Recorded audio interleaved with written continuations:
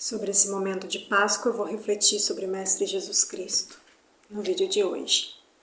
Primeiro pensando na missão dele, no meu entendimento, considerando que eu sou leitora muito leal a este livro, que conectou muito no meu coração os estudos para entender mais sobre Cristo, além de tudo que eu já tinha lido antes.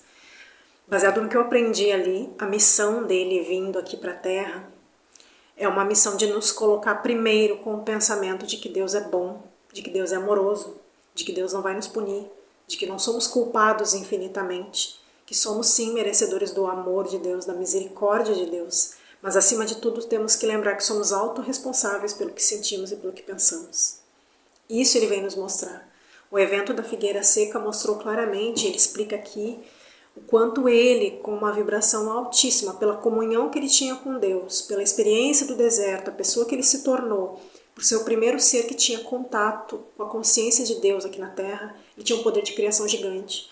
E quando ele direcionou com raiva o pensamento, ele fez a secura imediata da figueira, e isso serviu de uma lição para ele falar para os discípulos, mesmo ele tendo ficado chocado com o que aconteceu, porque isso também era uma experiência nova para ele. E ali ele mostrou o que a gente pensa, o que a gente sente, a gente cria. E ele sentiu que pelo grau de vibração em que ele estava, pela elevação espiritual que ele estava ascendendo, ele tinha um poder de criação enorme, então ele tinha que ser muito cuidadoso em tudo que ele fizesse.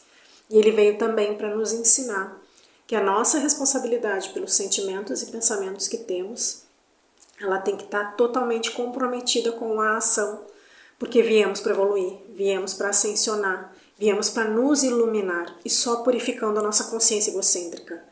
O tempo inteiro as lições dele falam de um amor que o nosso ego não aceita. Ele falava de uma compaixão, um entendimento com o próximo que a nossa mente jamais vai conceber como algo justo. Como que tu vai perdoar os pecados? Como que tu vai dar outra face? Essas metáforas todas vinham para desconstruir e corrigir os equívocos da mente baseados no ego. E a partir do momento que a gente entende que isso é um aprendizado, que isso é uma jornada, que a gente não vai saber imediatamente como fazer, mas que nós devemos entregar os nossos sentimentos e pensamentos a algum caminho de cura. Eu sugiro sempre orações a Jesus Cristo, orações a Deus, ao poder maior, para purificar em nós e nos dar as ferramentas para que consigamos ir além dessa barreira do ego, que é o que nos tranca aqui. Feito isso, nós vamos sempre nos conectar com Deus. A partir do momento que a gente purifica os impulsos egocêntricos, estar conectados com Deus é um caminho natural, é um caminho normal. E aqui ele explica, além da missão dele ter sido falar de metafísica, só que ele não usa essa linguagem, falar de sentimentos, de pensamentos, de poder criador, de que nós criamos a nossa realidade, e também falar que Deus é bom. Ele também veio para mostrar que a gente tem o poder de decisão com a nossa mente. Que quando a gente decide fazer algo bom, isso frutifica. Quando a gente decide nos deixar levar pela negatividade, a gente vai colher espinhos. E no livro Cartas de Cristo ele diz, ele cumpriu a missão, mas a missão não estava completa no sentido de fazer mais pela humanidade, por ele ser o responsável pelo planeta. E por toda vez que a gente rezar por ele, a gente vai estar conectado com a consciência dele e vamos ser atendidos, sim, vamos ser ouvidos, sim. E ele vai fazendo um trabalho de purificação emocional e espiritual conosco, para que a nossa mente volte a ficar alinhada com a parte mais limpa e mais pura dentro de nós, que algumas pessoas chamam de centelha divina, eu superior, Espírito Santo.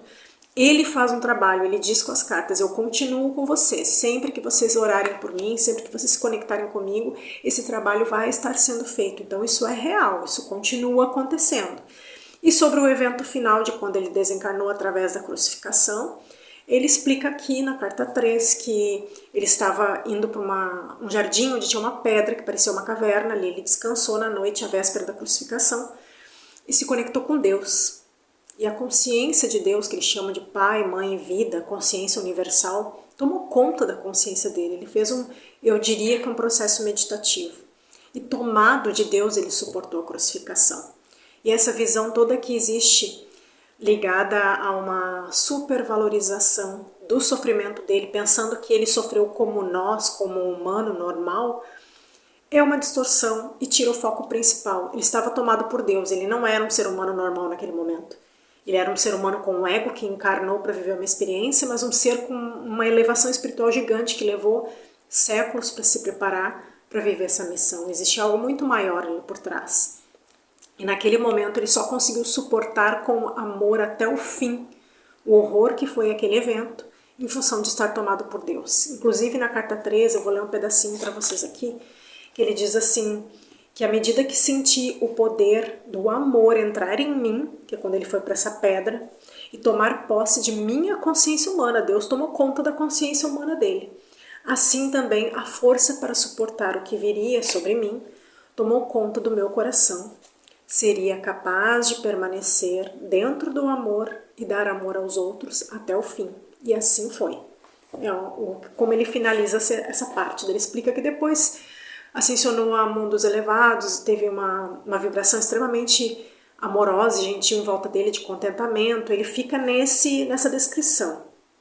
Ele não vai mais a fundo em outras descrições que existem em outros textos religiosos que falam do que aconteceu, mas ele fala que foi envolvido por aquela luz e que ele ficou extremamente em paz por ter cumprido essa missão. E aí ele discorre nas cartas, várias outras passagens, outras coisas que aconteceram para ilustrar sobre o nosso poder criador. Nas palestras do Petro, que eu imprimi algumas para o meu estudo pessoal, que eu já deixei link aqui no canal algumas vezes, vou deixar de novo para quem quiser baixar o material gratuito em português, PDF, eles explicam toda essa etapa da vinda de Cristo, a preparação de Cristo, o que aconteceu para o planeta para Cristo precisar e escolher vir, o que aconteceu depois que Cristo foi embora e qual é o plano, na linguagem do guia do Patrick. É uma linguagem espiritual diferente do que existe em outras literaturas. E na parte em especial depois da crucificação mesmo, ele explica o que houve em analogia a algo que existe nas escrituras bíblicas, que vai esclarecer bastante também. As palestras que eu recomendo para quem quiser aprofundar o estudo nisso ou conhecer uma visão diferente são a palestra de Deus, a criação, a queda, Jesus Cristo e a salvação.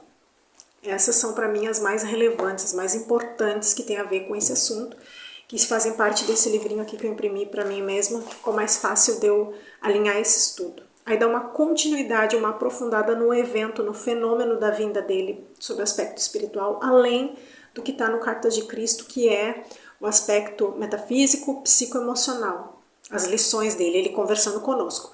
As cartas de Cristo são feitas por Cristo, por Jesus Cristo, e o guia do Patrick é um ser espiritual, um grupo de consciências que se chama guia, que se identifica como guia, que canaliza as cartas e explica sobre o andamento do universo e o processo da vinda de Jesus Cristo é um desses assuntos. Eu achei importantíssimo para mim, quando eu entendi o plano da salvação neste olhar, foi a primeira vez que fez sentido o jogo da vida aqui na Terra com a vinda de Cristo. Clareou muito, foi um divisor de águas espiritual para mim, e eu recomendo muito para quem se interessa por esse assunto que leia e prepare seu coração, porque vai ser muito profundo. Pode ser que aconteçam catarses emocionais de liberação de crenças e com certeza vai vir muita leveza e muita paz, porque é profundo, é transformador e mais do que tudo, a gente é invadido pela consciência crística quando a gente busca esse tipo de literatura. Então eu queria deixar a reflexão no dia de hoje, um dia de Páscoa, um domingo que a passagem foi feita, que a supervalorização não deve ficar no evento, fenômeno, no sofrimento, e sim no amor que veio por trás da vinda dele material aqui na Terra, o amor de Deus que permite que estejamos aqui, a nossa ressurreição, o nosso renascimento, e o fato dele ter aparecido depois para as pessoas não tem nada a ver com o corpo físico dele, ele veio com o duplo, ele veio em forma para que as pessoas reconheçam ele, mas ele já estava em reinos ascensionais, ele já estava nas outras dimensões, ele não estava mais aqui. E o quanto nós podemos renascer em espírito neste corpo físico, reciclando as nossas crenças, nos abrindo para receber o verdadeiro amor crístico, que não tem nada a ver com nenhuma instituição, nenhum dogma, nenhuma crença. Cristo é uma consciência, é a energia de amor, de poder estar aqui na Terra e conseguir conceber que é possível viver em paz. É a não guerra, é olhar para o outro e ver a nossa sombra no outro e acolher isso como algo real, sem ficar apontando o dedo ou crucificando os outros. Porque isso cria mais sofrimento na nossa vida. A autorresponsabilidade com o que sentimos e com o que pensamos. É mais sobre isso do que a supervalorização do fenômeno do sofrimento que aconteceu. E eu acho que a mensagem da Páscoa também é de o que eu vou deixar ressuscitar em mim, Talvez algo que há tempo atrás eu não sentia, eu não valorizava, e hoje em dia eu vejo a minha vida de outra maneira. E eu digo pelo meu momento, porque eu vivo isso. E é muito maravilhoso quando a gente vive um renascimento ancorada na energia de Cristo. Não tem como não ser saudável, bonito, gentil, amoroso, alegre. E nos traz fôlego para seguir purificando outros impulsos egocêntricos, outros equívocos da mente e deixar que o nosso crescimento seja imparável. Para mim, essa mensagem aqui vale. A Páscoa, embora eu sinta uma energia um pouco pesada ali durante a semana da Sexta-feira Santa, esses dias para mim são dias de muita oração, de muita conexão com Deus. Ao mesmo tempo eu sinto que há uma grande purificação. E hoje que eu estou gravando o vídeo, que é domingo, eu estou sentindo uma leveza, uma paz, uma gratidão imensa. Porque quando eu penso no tamanho do amor dele, o que ele veio nos trazer, e que a missão continua sendo transformada à medida que a gente precisa aqui na Terra de mais ajuda para evoluir, o amor dele continua. Não está mais no corpo físico, não voltará a um corpo físico, mas estará em consciência sempre nos ajudando, soprando nos ouvidos das mentes abertas o amor que ele tem ainda para passar sempre. Sempre que a gente se conectar com ele, que a gente lembrar dele, que estivermos alinhados em coração com o que realmente viemos para fazer aqui, que é viver em paz. Trabalhar, estudar, ajudar, mas ter paz na mente para poder ir além dos impulsos que estão o tempo inteiro aqui na Terra, tentando nos tirar do eixo. Mas faz parte do jogo. Faz parte para que a gente evolua. E a nossa missão aqui é nos conhecermos, é evoluirmos e sabermos que não somos esse corpo físico. Que essa passagem aqui faz parte do jogo, temporariamente. Bem, a minha reflexão para hoje era essa. Desejo uma feliz Páscoa para quem está assistindo, para sua família também. E até o próximo vídeo.